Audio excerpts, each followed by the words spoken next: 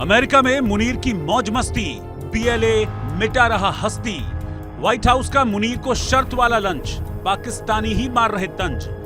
मुनीर ने एक प्लेट चावल चिकन के लिए ट्रंप को नोबेल के लिए नामांकित कर दिया। कभी नहीं सोचा था ट्रंप नोबेल के लिए इतने बेताब हैं, दुश्मन को लंच पर बुला लेंगे। एक आतंकवादी को नोबेल शांति पुरस्कार के लिए लंच करवा दिया। मुनीर अमेरिका में मौज मस्ती कर रहे हैं, व्हाइट हाउस में डिनर कर रहे हैं, बदले में ट्रंप को शांति के लिए नोबेल देने की सिफारिश कर रहे हैं। ईरान को पाकिस्तान की ओर से घेरने का भरोसा दे रहे हैं, तो वहीं पाकिस्तान के बलूचिस्तान में हंगामा बरपा हुआ है। बलोचों ने आग लगाई हुई है, पाकिस्तानी सैनिक जान बचाकर भाग रहे हैं। बताया गया कि व्हाइट हाउस ने फील्ड मार्शल असीम मुनीर के साथ ट्रंप का लंच तय किया था, क्योंकि उसने भारत और पाकिस्तान के बीच परमाणु युद्ध को रोकने के लिए नोबेल शांति पुरस्कार के लिए ट्रंप के नामांकन की सिफारिश की थी। हद है, ट्रंप इस लेवल तक जा सकते हैं, ये कभी नहीं सोचा था। See what's going on, and he agreed with me. Reason I had him here, I wanted to thank him for not going into the war, just ending the war, and I want to thank, as you know, Prime Minister Modi just left, just a little while ago, just left, and we're working a trade deal with India, we're working a trade deal with Pakistan. And they were both here, but I was with Modi a few weeks ago. He was here, actually. America में मुनीर ने operation सिंदूर में भारत से बात खाने की बात भी की और कहा कि हमने संयम दिखाया है, लेकिन ये कमजोरी नहीं है। यानी पाकिस्तान ने भारत से मार खाई है।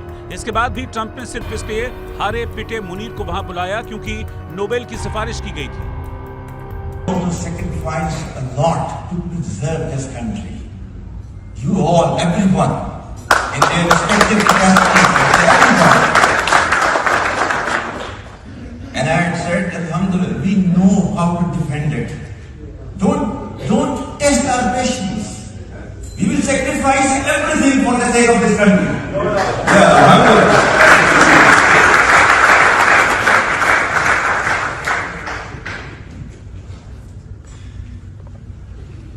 मैंने उस वक्त भी ये कहा था, रुकामिन फियतिन ज़लीलतिन ग़लबत फियतिन कसीरतन बिइज़्निल्लाह।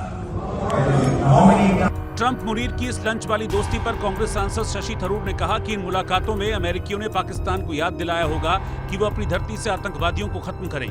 अमेरिका में लोग लादेन कांड को इतनी जल्दी कैसे भूल सकते हैं?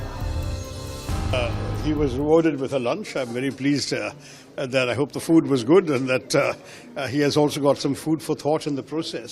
I would hope that in these interactions with the Americans, that they would also remind Pakistan of the great importance of not supporting terrorism, of not providing a safe haven to terrorists, of not enabling, guiding, training, arming, financing, equipping and dispatching terrorists to our country from their soil.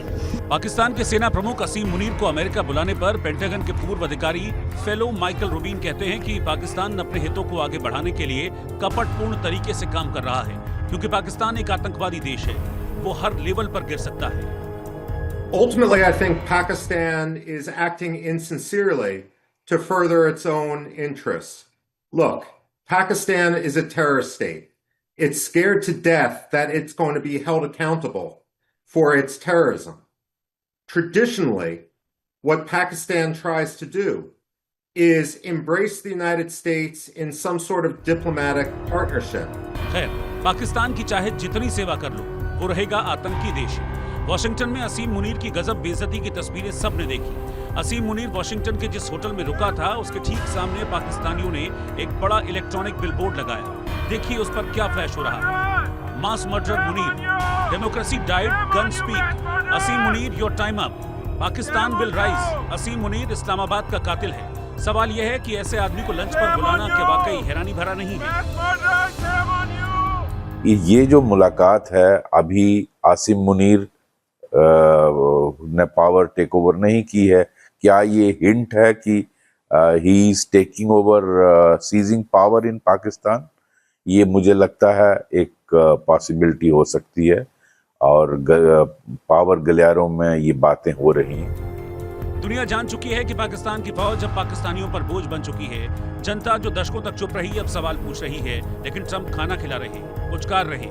खैर, चाहे जितना खाना खिला लो, चाहे Nobel के लिए जितनी सिफारिश करा लो, दुनिया जान रही है कि ईरान, इजराइल, यूक्रेन, रशिया युद्ध किसकी शह पर हो रहा है। भारत ने भी साफ कर दिया है, कोई भी हो किसी की मध्यस्थता स्वीकार नहीं करेगी।